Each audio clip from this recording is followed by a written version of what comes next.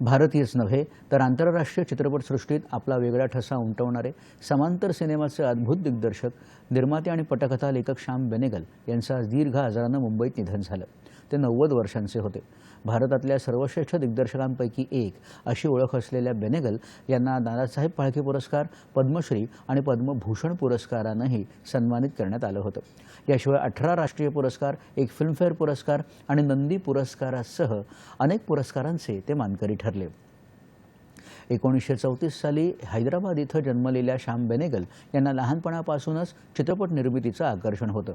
हैदराबाद इथं त्यांनी चित्रपट सोसायटीचीही स्थापना केली होती।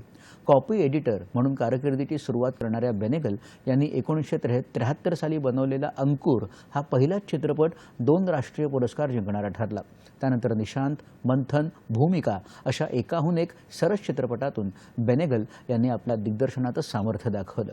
शशी कपूर यांच्यासोबत त्यांनी जुनून आणि कलियुग चित्रपट बनवले। तसंच मंडी हा त्यांचा चित्रपटही प्रचंड गाजला। पंडित नेहरूंच्या डिस्कव्हरी ऑफ इंडिया या पुस्तकावर आधारित त्यांनी बनवलेली भारत एक खोज ही मालिका दूरदर्शनच्या इतिहासातला मैलाचा दगड ठरली। शर्मन्नम्बा किमादित गहनम गभीरम कृष्ण से पहले सत नहीं था, असत भी नहीं। Bharat Ek Khoj. The serial is an ambitious recreation of Indian culture and history and is based on the book Discovery of India by Pandit Nehru.